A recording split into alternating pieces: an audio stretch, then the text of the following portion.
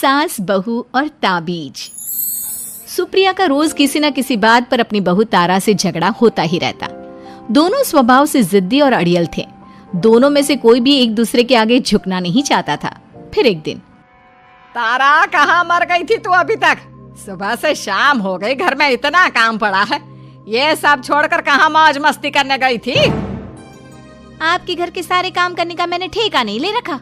आप भी तो अपने दोस्तों के साथ किटी पार्टी करने जाती हैं, तब तो मैं आपको नहीं टोकती। अरे मैं तेरी सास हूँ, तू मेरी सास नहीं है। सास है तो क्या मुझे चैन की सांस नहीं लेने देंगी आप? बहुत जबान चलने लगी है तेरी आजकल। आने दे मेरे बेटे को घर पर, फिर देख तेरी कैसे क्लास लगवाती हूँ। आपके पास और काम ही क्या है? बाहर पड़ोसियों से मेरी बुराई करना और घर में पति से। हाँ तो अब तेरा काम भी तो ऐसे ही होते हैं ना। तारीफ के लायक कोई भी काम किया है तूने आज तक?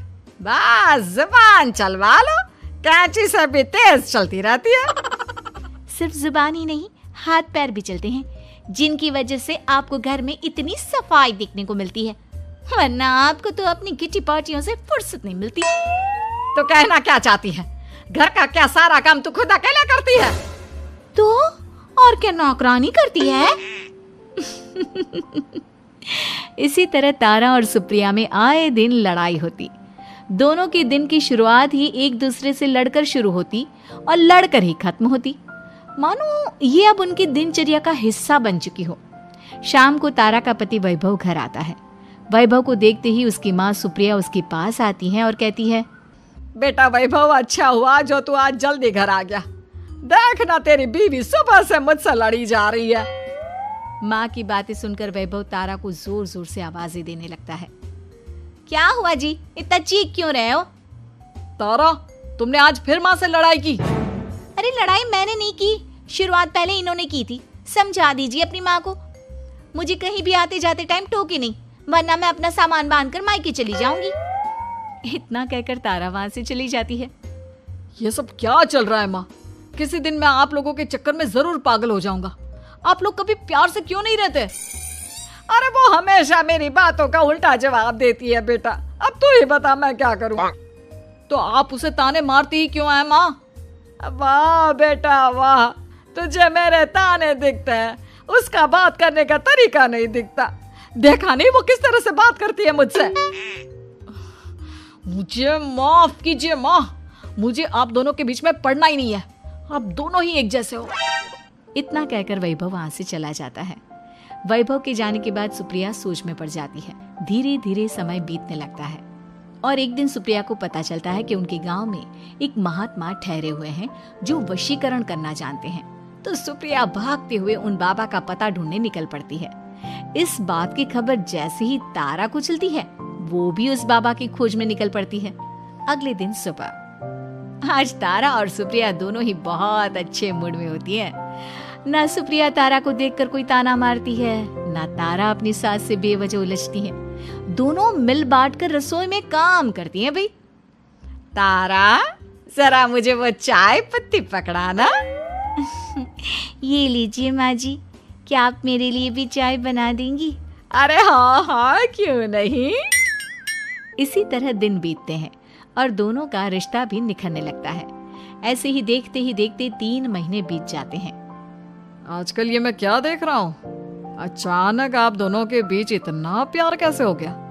एक दिन था जब कभी माँ आप तारा को ताने देते देते नहीं थकती थी, और तारा, तुम पहले तो कितना उलझती थी माँ से, तो अब ये अचानक क्या हो गया आप दोनों को? अरे यह सब तो एक बाबा का कमाल है, जिसने मुझे ये ताबीज दिया था। सुप्रिया के हाथ में बंधा ताबीज देखकर तारा चौंक जाती है।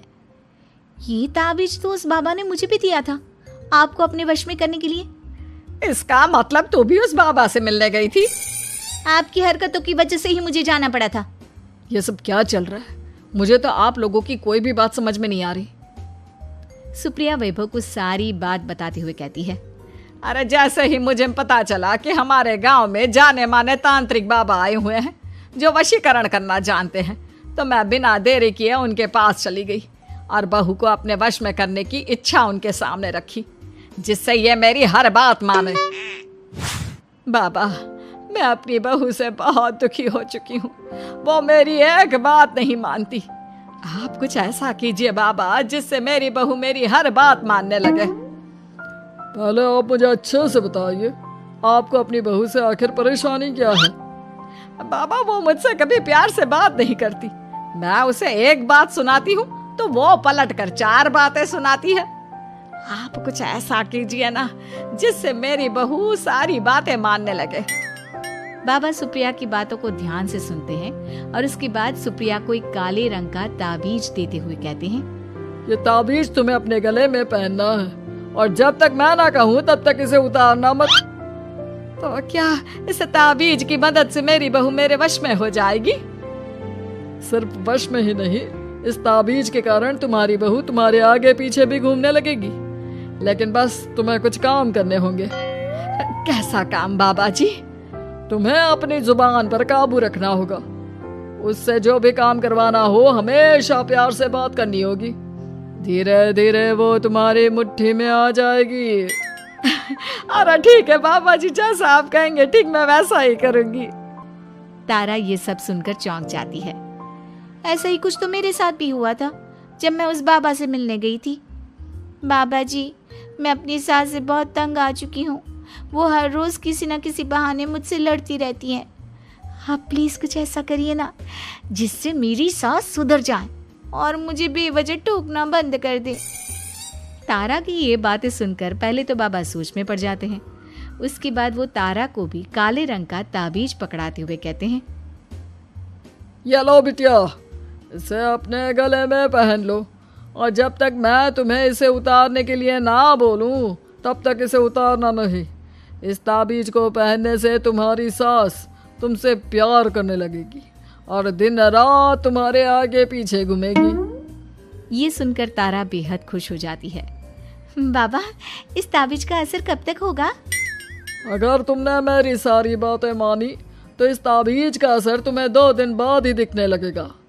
उसके लिए सबसे पहले तुम्हें अपनी सास को इज्जत देनी होगी, उनके साथ प्यार से बर्ताव करना होगा और अगर कोई भी काम भी करवाना हो तो प्यार से ही बात करनी होगी। फिर देखना वो कैसे तुम्हारे इशारों पर नाचती है। ठीक है बाबा जी, जैसा आपने कहा है मैं ठीक वैसा ही करूंगी। इसका मतलब उस बाबा ने हम दोनों को एक जैसे ताबीज देकर पागल बना दिया। जरूर कोई ढोंगी बाबा होगा। इतने में ही बाबा भी उनके घर पहुंच जाते हैं और मुस्कुराते हुए उनकी ओर आते हैं और उनसे उनके हालचाल पूछते हुए कहते हैं, ताबीज का असर हुआ या नहीं?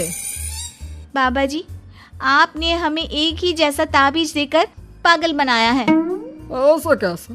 ताबीज ने अपना काम तो पूरा ही किया है। आप दोनों को देखकर लगता तो नहीं कि अब भी आप लोगों के बीच कोई खटपट है। खटपट तो नहीं है बाबा जी। अब तो मेरी बहू मेरी हर छोटी बड़ी जरूरतों का ख्याल रखती है, मेरी सेवा करती है। हाँ, वैसे अब तो मम्मी जी मुझे ताने भी नहीं देती और ना ही कहीं आने जाने में टोकती हैं। जानते हो यह सब कैसे संभव हुआ?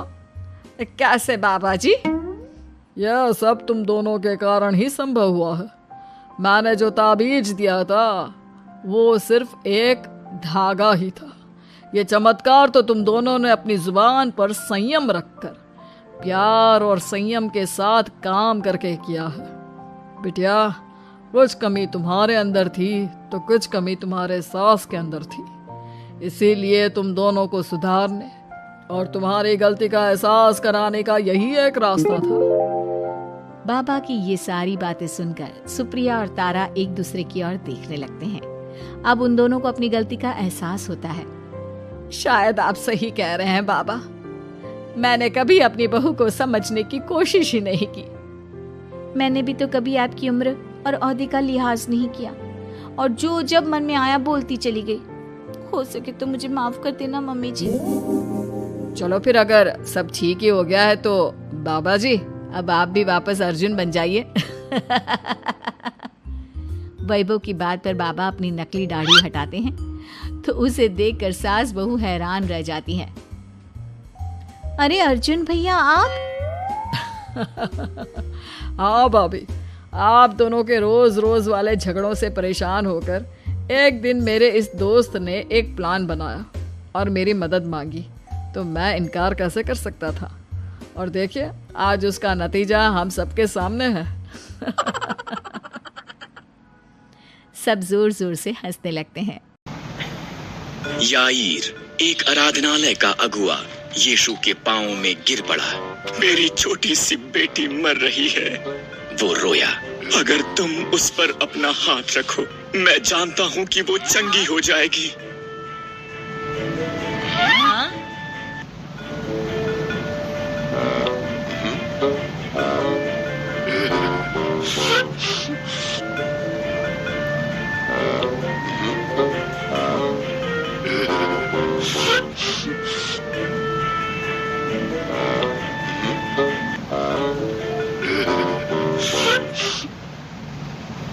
भीड़ में से रास्ता बनाते वो याईर के घर से आए कुछ मनुष्यों से मिला। तेरी बेटी तो मर चुकी है, उन्होंने कहा। मत डर, यीशु ने कहा, विश्वास कर तो तेरी लड़की चंगी हो जाएगी।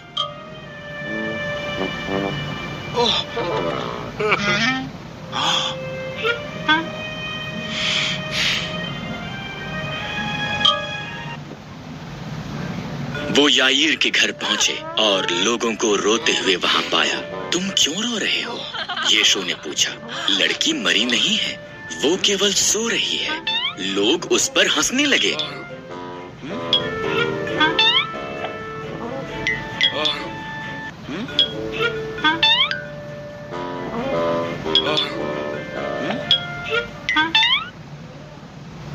यीशु और उसके 3 शिष्य पतरस, याकूब और यूहन्ना याईर और उसकी पत्नी के साथ घर में गए।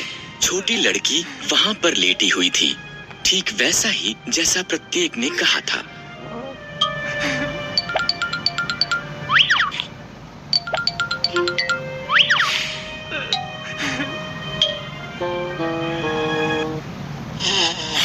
यीशु ने उसका हाथ पकड़ा।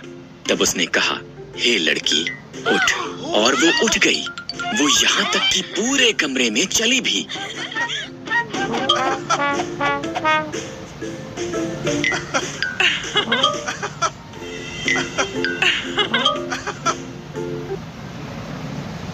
याईर और उसकी पत्नी अचंभित हुए।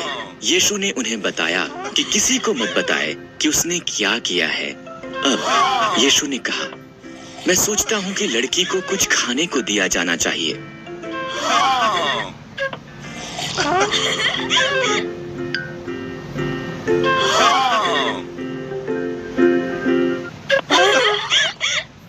आलय का अगुआ यीशु के पांव में गिर पड़ा। मेरी छोटी सी बेटी मर रही है, वो रोया। अगर तुम उस पर अपना हाथ रखो, मैं जानता हूँ कि वो चंगी हो जाएगी।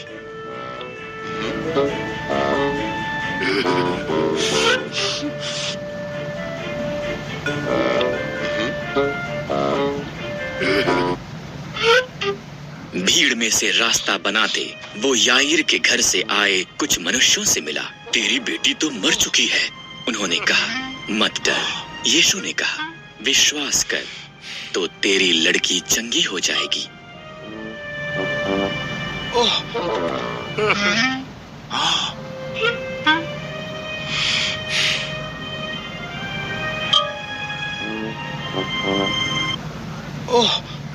वो याईर के घर पहुंचे और लोगों को रोते हुए वहां पाया। तुम क्यों रो रहे हो? यीशु ने पूछा। लड़की मरी नहीं है, वो केवल सो रही है। लोग उस पर हंसने लगे।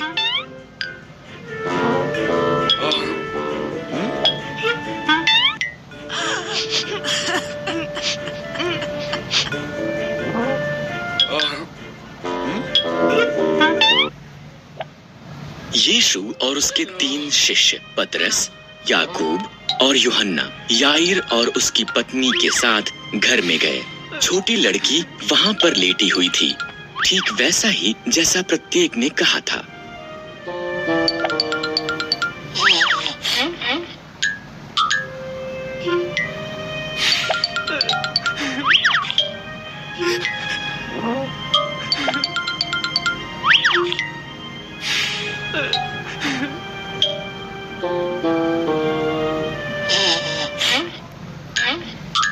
यीशु ने उसका हाथ पकड़ा। तब उसने कहा, हे लड़की, उठ। और वो उठ गई। वो यहाँ तक कि पूरे कमरे में चली भी।